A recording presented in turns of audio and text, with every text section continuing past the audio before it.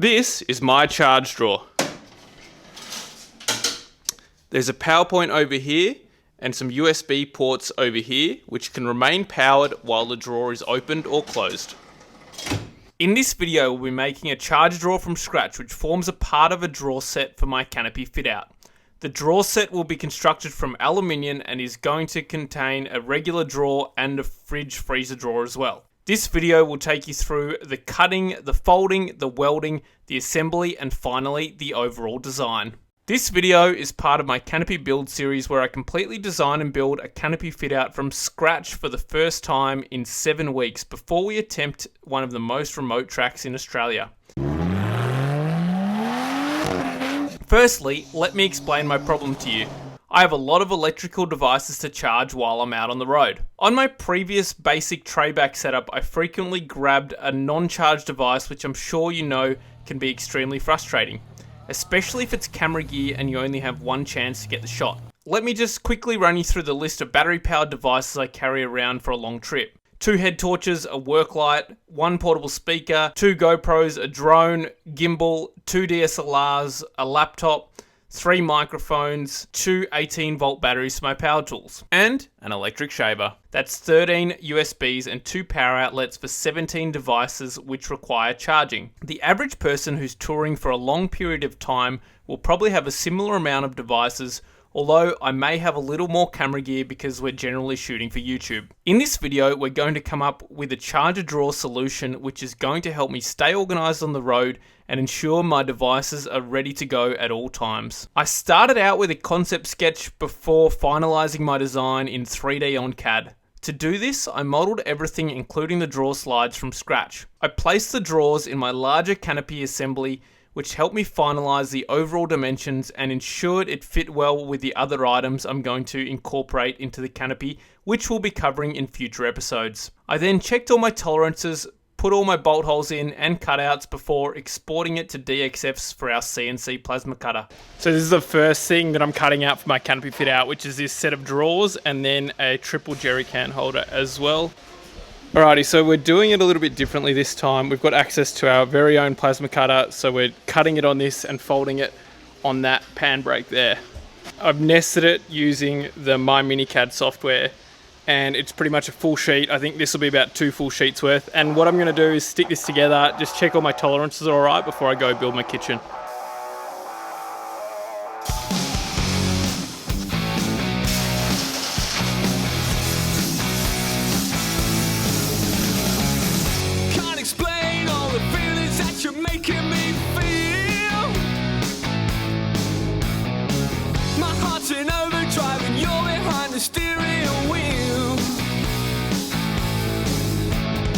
You can see the blue film on top, which is plasma and laser friendly, and I've left it on to prevent marking the aluminium while I'm cutting and folding.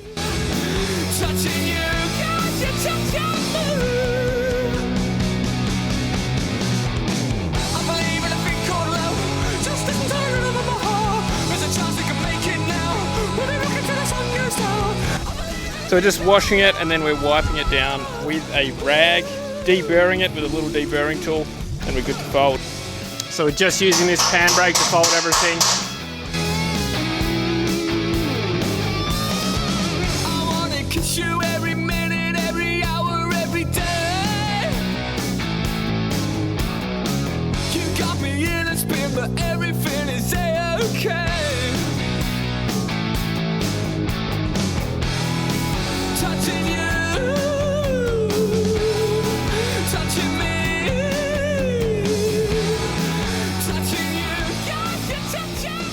And then that's everything folded.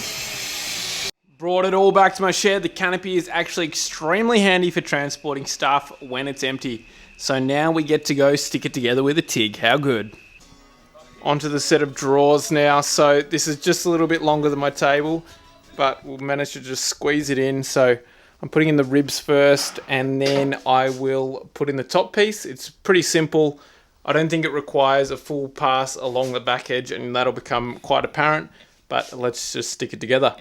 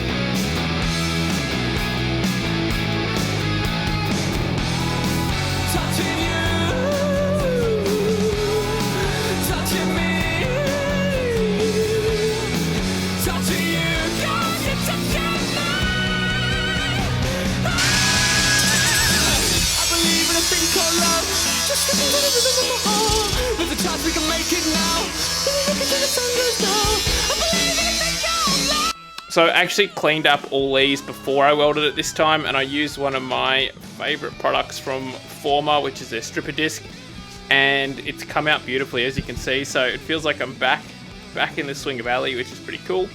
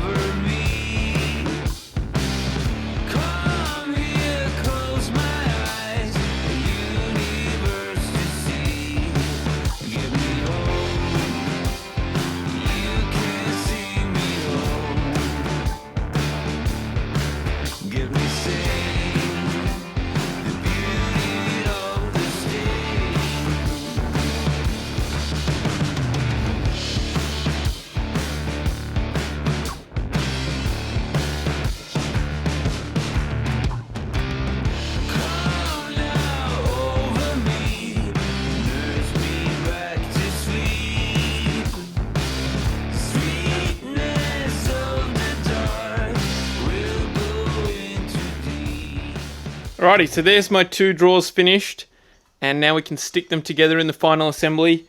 So this small drawer here, it's shorter than the big drawer, and we've got provisions for a cable tray which is going to run in there, and then we're going to GPO and then 4 12-volt USB outlets there. Today's a really exciting day. We begin the almighty Canopy fit out. So we've just got to bolt this stuff into the Canopy. We'll see if all the CAD lines up. Let's get into it. I've got Nick helping me out tonight. It should be good to have a second set of hands. Alright, as Nick correctly pointed out, we're 8 days away from living out of this thing. And instead of fitting out the kitchen and doing the 12-volt, we're wrapping the nice shiny alley in this vinyl. And we're not doing the best job, but we're going to protect it. We're using some clear vinyl wrap instead of marine carpet, just on the edges. Everything else is going to be bolted down and is going to cover the majority of the surface area. When the scissors glide in the wrapping paper. Oh. How's that? Extra sharp. We don't really know what we're doing here. Never did a wrapping course, haven't watched anything on YouTube. But quite confident though. Confidence is the key to wrapping. Well, I don't know what they taught you in wrap school. Obviously we had different teachers. Do it 4 times, do it right. That's what they taught. Cut corners, take chances. Couple of little bubbles here, but honestly, I think bubbles are better than scratches. Don't scratch it. Like, we got the vinyl there.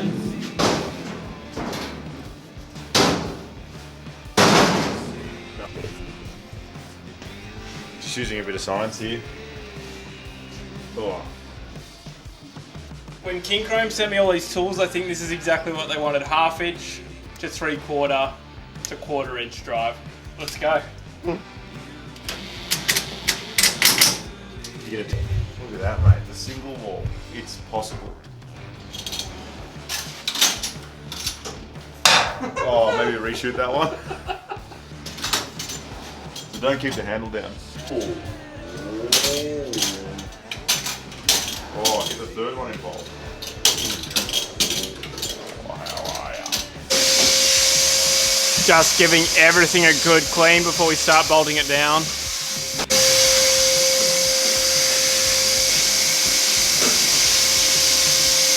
Time to fit this drawer carcass over here. Now, I tried to test fit it last night, and unfortunately, it didn't quite work. So I've got to die grind all the holes to make them an oval profile. So I guess what am I saying is I make a lot of mistakes. This is one of them. This would have taken me literally 2 seconds on the computer. It actually would have taken me about the same amount of time. But unfortunately I put a circle on there and I was sort of rushing, as I've mentioned a few times. I recommend when you're building stuff like this to be fitted, then put ovals on the holes.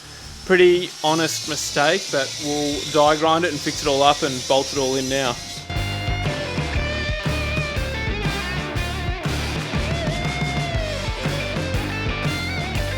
Alrighty, so just feeding all the cables through the back at the moment, all with conduit of course.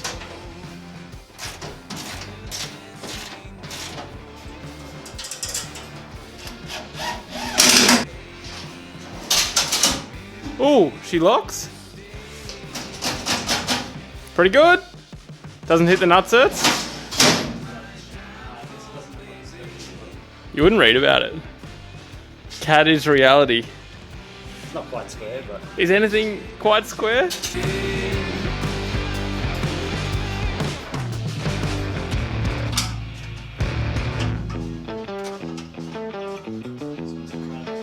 So we've wired the fridge back to a relay and we'll be covering this in the upcoming 12 volt episode where we have an in-depth look at the system.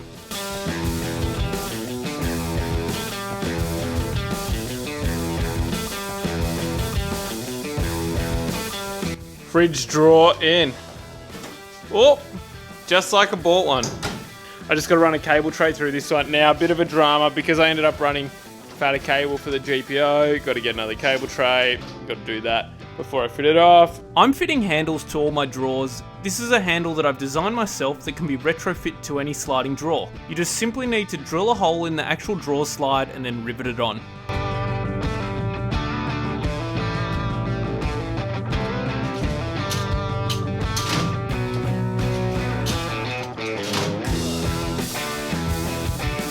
At this point, it was time to install the cable snake, which would allow the two power cables, the 12 and the 240 volt, to safely track along whilst the drawer opens and closes, preventing any tangles or possible damage to the cable. Cable snakes, formerly known as drag chains, are widely used in industry and are a legal method of live cable management, hence I've opted to use them.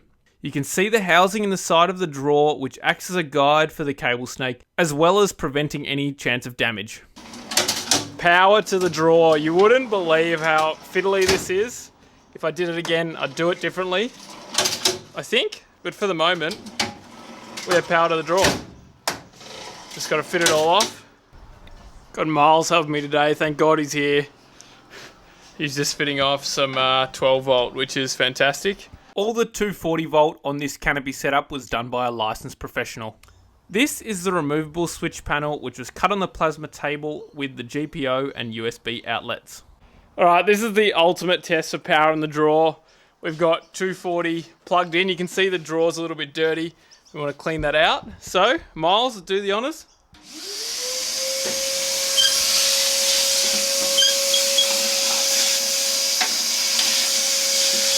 How bloody good's that? The car is powering my vacuum.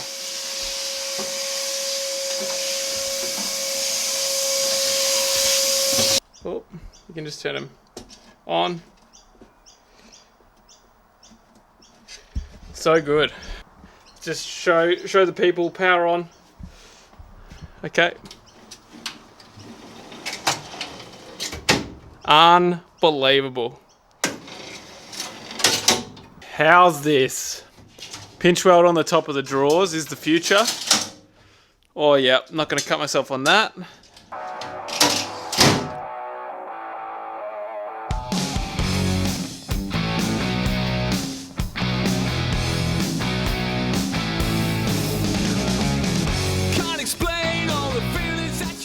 Okay, this is the complete set of drawers. So I'm just going to talk through some of the design features. Firstly, you'll notice my two slide out drawers have handles on them. Now this is a really simple thing to install on your drawers. So what we did to make the handle fit was remove that piece of plastic that came on the drawer slide and then we drilled a hole and then riveted it through. One of my big gripes with a lot of the existing products in the industry is they don't have these handles. A lot of them just have the two tabs.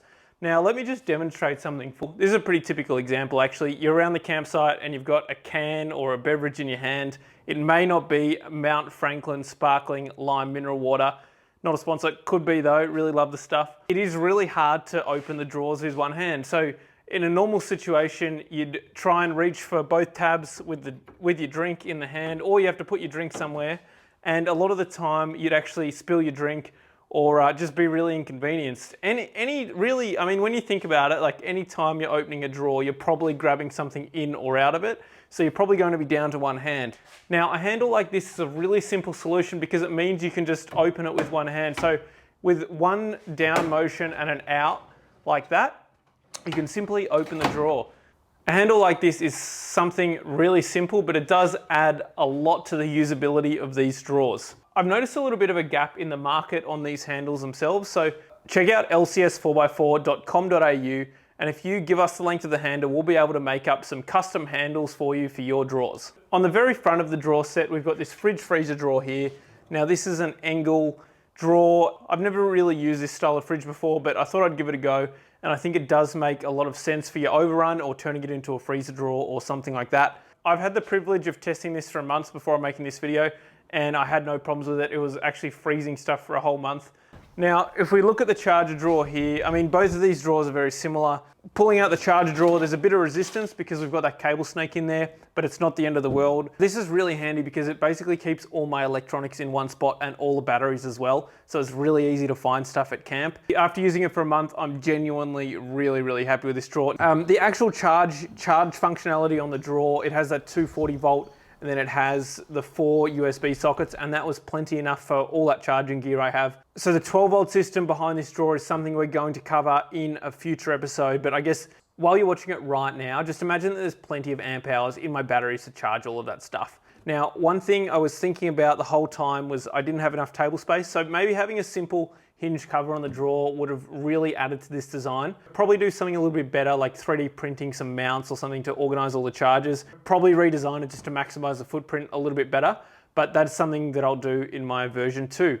So I've learned a lot from this drawer. Another one was the cable snake's really hard to assemble, no matter which way you do it, but I think this way was particularly hard. I'm going to do a version 2 of this drawer at some point, and I'm going to change it around a lot, including the location of all this charging stuff.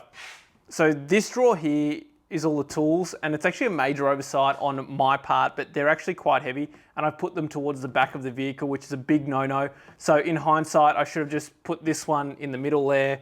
The fridge drawer is actually quite heavy, so I think it'd be a much over muchness on both those ones. But the charging drawer, I mean, it's full of light camera equipment, so it really would have paid to put that one back here. I actually did think about it when I was assembling it all, but I'd already cut the cable and it was too late. So that's something I could swap around in the future. It's not a big deal, but I mean, just for the vehicle performance, you want all the weight towards the center of the vehicle, as close to the center of gravity as possible. So that's a design mistake on my part. Another one is that I didn't do the tolerance checks with the latches on CAD. So you can see here, this handle isn't exactly the same, but it still works. I've just had to cut and shut this one a little bit. And as I mentioned a few times throughout this video, I was rushing and I made a heap of mistakes. And that's what you get for when you're rushing. We're going to talk about overall canopy design and configuration in a future video, but for now, let's just focus on this carcass. It's all designed and built out of 3mm aluminium cut out on our plasma table. Overall, it's been really good and I've been happy with it. So when we were testing it out, we had a heap of weight on here, slabs, water, that sort of stuff.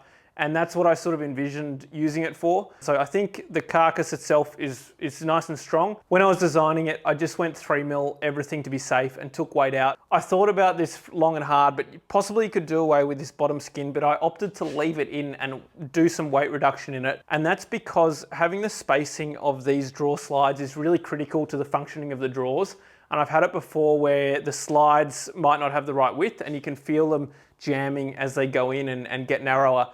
Having the drawer slides at the right width and having it all keyed into the bottom was really important for me when I was designing it, because I really wanted the drawers to work operationally quite well. If I had more time, I might have mucked around with my weld settings and used a sheet of 2mm and then possibly weight reduce that. But just because I was on such a tight time frame, I did it all out of 3. As for the actual manufacture of it, I was pretty happy. There are a whole bunch of cutouts on the back and on the bottom, and I would probably do them a little bit differently. I think I've found my favorite cutout, and you'll see that when we get to the kitchen. It's probably the only one that you can see. You might be wondering why there's different mismatching cutouts on this, I just wanted to experiment, see how they'd come out of the machine, and then see how they'd all go. Now, another thing you'll notice here with the divider is a lot of the time these drawers have double skins in between them. They don't have the single skin, so it was a bit of a muck around to make this all work. Basically, you have to get the right bolt length to make it happen, but it saves a heap of weight if you can only use a single skin. So I've actually got lips running the whole way around it. As far as the sides go, I think they were awesome. The pinch well is really good. Another mistake I made, or not a mistake, but it could just be better, is putting more slots along here. Now, you don't want to do too many, but I think I could have probably put at least another one in between all of these. And that's because a lot of the time you just put like these bungee cables, you know, to tie stuff down loosely or something like that. You could run a bungee cable from there to there. Having that option of having a few more slots would have been really beneficial. Another thing I've got on the top are nutsert holes, and I know the location of them in CAD. I did do it with the plasma. It means that we could put some vertical dividers in there in the future if we want to. So I think it's important when you're designing this stuff in CAD, just future-proof it as much as possible. Of course, when I was making this, the first thing I did was went on YouTube and looked up charger drawers. And there are charger drawers in existence. However, they were sort of using that cable slinky, which I think when you're using 240 volt, you like literally could not do legally, whereas you can run 240 through those cable snakes. I think the cable slinky, it also has the tendency to get jammed up underneath the drawer, which would leave exposed wires, which is absolutely something you don't want when you're doing this sort of stuff. I haven't seen any other charger drawers in Canopy setups, so if you'd like one, get in contact with me via DMs and we can make it happen. That brings us to the end of the video. Shout out to all my mates that gave me a hand with this. Couldn't have done it without you, and I hope everyone enjoyed the video. In the next video, we'll be designing and building a custom slide-out induction kitchen and pantry. So if you'd like to see that, or any more of the Canopy build series, or just me putting the car through its paces, don't forget to hit like and subscribe.